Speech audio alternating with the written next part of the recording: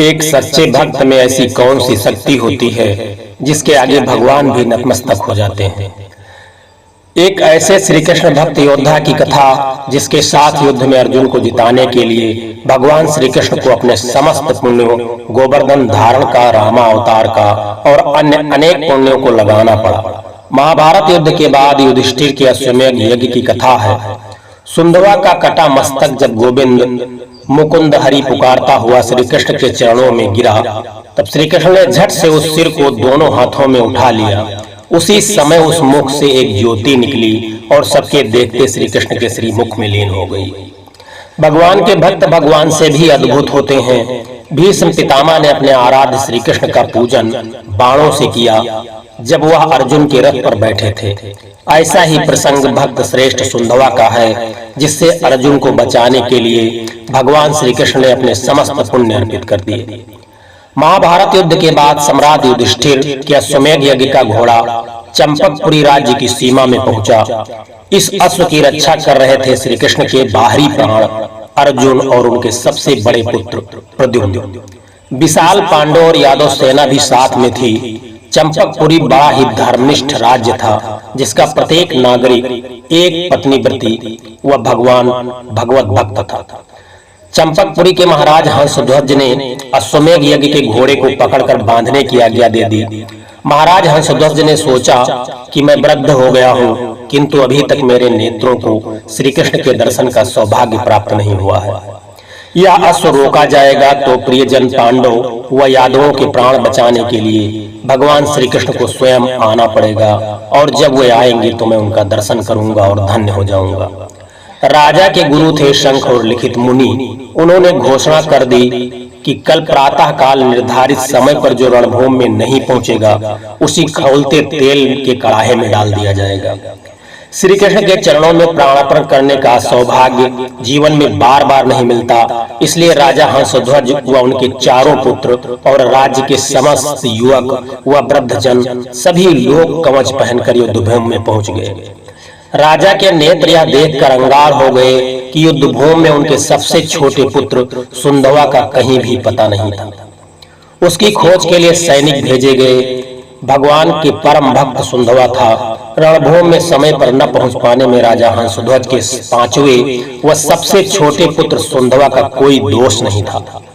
युद्ध की घोषणा होने पर जब वह माता के पास आज्ञा लेने पहुंचा, तो मां ने कहा, यदि तू अर्जुन को युद्ध में छका सके तो श्री कृष्ण उसके प्राणों के लिए अवश्य आएंगे। उनको देखकर तू डरना मत। श्री कृष्ण के सामने युद्ध में मरने वाला मरता नहीं है, वह तो अपनी 21 पीढ़ियों को भी तार देता है। यदि तुझे उनके सम्मुख वीर गति प्राप्त होगी तो मुझे सच्ची प्रसन्नता होगी। इसके बाद जब सुंदवा अपनी नवविवाहित पत्नी प्रभावती के पास युद्ध में जाने की आज्ञा लेने गए, तो उनकी पत्नी ने कहा कि मैं जानती हूँ कि श्री कृष्ण के पास जाकर के कोई संसार में वापस नहीं लौटता, परंतु आपके चले जाने पर एक अंजलि देने वाला पुत्र रहना चाहिए। प्रभावती का हृदय जान रहा था कि उसके पति का दर्शन पुनः नहीं होने वाला। पत्नी का धर्म संगत आग्रह सुंदवा को मानना पड़ा। वहां से स्नान कर कवच धारण कर जब वे चले तो रास्ते में उन्हें सैनिक मिल गए और वे उन्हें पकड़कर युद्ध भूमि में ले गए। राजा हंसध्वज को जब सुंदवा के देरी से आने का कारण पता चला, तो वे क्रोधित होकर बोले, श्री कृष्ण का पावन नाम सुनकर भी तू काम के बस में हो गया। तुझ जैसे कुपुत्र का तो उबलते तेल में जल मरना ही उचित है।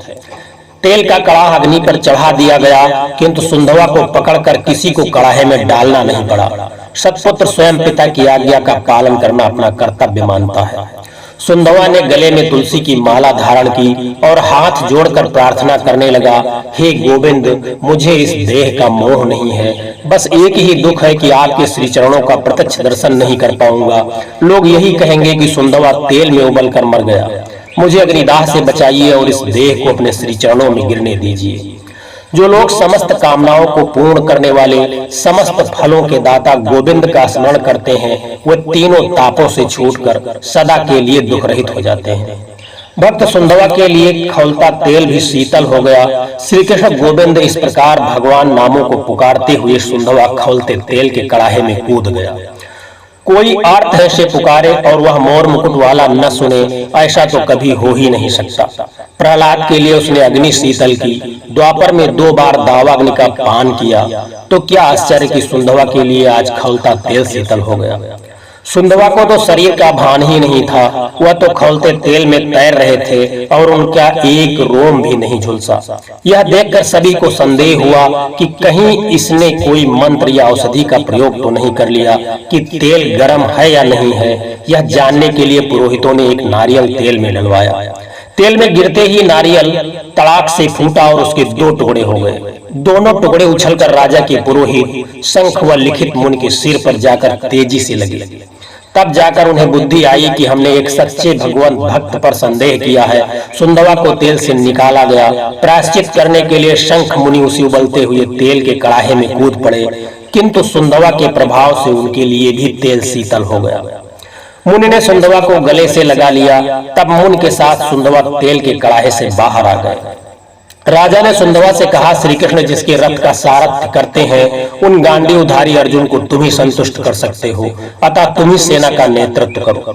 पिता का प्रणाम कर सुंधवा युद्ध के लिए चल दिए। सेनापति सुंधवा के नेतृत्व में चंपकपुरी की सेना का पांडव सेना के साथ घोर युद्ध हुआ। पांडव सेना में हाहाकार मच गया। अंत में अर्जुन को युद्ध के लिए आना पड़ा। अर्जुन को उत्तेजित करते हुए सुंधवा ने कहा, श्री कृष्ण आपके रथ के सारथी हैं, इसलिए आप विजयी होते हैं। आपने अपने सारथी को आज कहाँ छोड़ दिया? कहीं मेरे साथ युद्ध करने के कारण ही तो उन्होंने आपका साथ तो नहीं छोड़ दिया। गोविंद के बिना आप मुझसे युद्ध कर सकेंगे? सुंधवा ने ऐसी बाणों की वर्षा की कि अर्जुन घायल हो गए और उनका सारथी मारा गया। अब सुंधवा ने अर्जुन को ललकारते हुए कहा, युद्ध से भागना नहीं, अपने सर्वसमर्थ नित्य सारथी श्री कृष्ण का स्मरण कर उन्हें बुला लीजिए। अर्जुन ने श्री कृष्ण का स्मरण किया।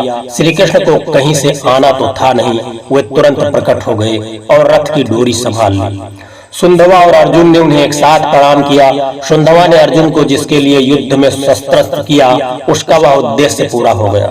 मोर मुकुटधारी कमल लोचन गोविंद सामने आ गए। सुंधवा तो धन्य हो गया। सुंधवा का लक्ष्य तो श्री कृष्ण किरणों में वीर गति को प्राप्त करना था। इसके लिए वह जानते थे कि उसने क्या रणनीति बनाई है। अब सुंधवा ने अर्जुन को फिर ललकारा, अब तो त्रिभुवन नाथ आपके सारथी हो गए हैं, अब मुझ पर विजय पाने के लिए कोई प्रतिज्ञा कीजिए। क्रोध में कांपते हुए अर्जुन ने प्रतिज्ञा की, मेरे पूर्वज पुण्यहीन होकर नरक में चले जाएं, यदि इन 3 बाणों से मैं सुंधवा का मस्तक न काट दूं। सुंधवा ने हंसते हुए कहा, जिसके रथ पर श्री कृष्ण सारथी हैं, विजय तो उसकी निश्चित है, लेकिन मैं भी इनके चरणों में प्रतिज्ञा करता हूँ, यदि आपके इन 3 बाणों को न काट दूं तो मुझे अधम गति प्राप्त हो। प्रतिज्ञा करते ही सुंधवा ने बाणों की झड़ी लगा दी, जिससे अर्जुन के रथ नंदी घोष का एक अंश टूट गया और वह कुम्हार के चाक की तरह घूमने लगा। श्री कृष्ण ने अर्जुन से कहा, मुझसे पूछे बिना तुमने प्रतिज्ञा करके अच्छा नहीं किया। इस राज्य में सब एक पत्नी व्रती हैं। इस व्रत के प्रभाव से सुंधवा महान है और इस विषय में हम दोनों ही कमजोर हैं। श्री कृष्ण की 16,108 रानियां व अर्जुन की 2 पत्नियां थीं। अर्जुन ने कहा, आप जब तक साथ है तब तक मुझ पर कोई संकट नहीं आ सकता। सुंधवा ने अर्जुन की रक्षा के लिए श्री कृष्ण ने अर्पण किए अपने समस्त पुण्य। जैसे ही अर्जुन का पहला बाण चढ़ाया, मेरे गोवर्धन धारण का पुण्य इस बाण के साथ कहकर श्री कृष्ण ने अर्जुन के बाण को शक्ति प्रदान की। किंतु सुंधवा ने गिरिधारी प्रभु की जय कहकर बाण चला दिया और अर्जुन के पहले बाण के 2 टुकड़े कर दिए। आकाश में देवता आश्चर्य में पड़ गए। जैसे ही अर्जुन ने दूसरा बाण संधान किया, श्री कृष्ण ने कहा, मेरे अनेकानेक पुण्य मैंने इस बाण को अर्पित किए। श्री कृष्ण चंद्र की जय कहकर सुंधवा ने दूसरा बाण चलाया और अर्जुन के दूसरे बाण को भी निष्फल कर दिया। अर्जुन ने तीसरे बाण को श्री कृष्ण ने अपने रामावतार का पूरा पुण्य दे दिया। बाण की पूंछ पर ब्रह्मा जी को और मध्य में काल को बिठाया और बाण के अग्रभाग पर स्वयं विराजमान हो गए। सुंधवा ने नतमस्तक होते हुए कहा, मेरे स्वामी, मैं जान गया कि आप मेरा स्वयं वध करने, मेरे कंठ का स्पर्श करके मुझे धन्य करने बाण पर बैठकर आ रहे हैं। आओ नाथ, मुझे कृतार्थ करो। अर्जुन त्रिभुवनपति श्री कृष्ण तुम्हारे बाण को शक्ति देने के लिए केवल अपना पुण्य ही नहीं देते, उस पर स्वयं आरूढ़ होते हैं, अतः विजय तो निश्चित ही तुम्हारी है। लेकिन श्री कृष्ण की कृपा से मैं भी तुम्हारे इस बाण को अवश्य काट दूंगा। अर्जुन का तीसरा बाण छूटा तो भगवत वत्सल भगवान की जय कहकर सुंधवा ने भी बाण छोड़ दिया। काल की भी शक्ति नहीं थी कि वह भक्त के प्रभाव को रोक लेते। अर्जुन का बाण ठीक बीच से कटकर 2 टुकड़े हो गए। सुंदवा की प्रतिज्ञा पूरी हुई। अब भगवान को अर्जुन का प्रण पूरा करना था। कटे बाण का अग्रभाग गिरा नहीं, उसने सुंदवा का मस्तक काट दिया। मस्तकहीन सुंदवा के शरीर ने पांडव सेना को तहस नहस कर दिया। सुंदवा का कटा मस्तक गोविंद मुकुंद हरि पुकारता हुआ श्री कृष्ण के चरणों में जा गिरा। श्री कृष्ण ने झट से उस सिर को दोनों हाथों में उठा लिया। उसी समय उस मुख से एक ज्योति निकली और सबके देखते ही श्री कृष्ण के श्री मुख में लीन हो गई। भक्त वत्सल भगवान ने अपने दोनों भक्तों की प्रतिज्ञाएं पूरी की। जिस भक्ति में आराध्य के अतिरिक्त किसी अन्य की अभिलाषा न हो, तो ज्ञान और कर्म से न बंधी हो, जिसमें कृष्ण की अनुकूलता प्राप्त करते हुए उसका चिंतन और मनन किया जाए, वही उत्तम भक्ति है। जय श्री कृष्ण। राधे राधे।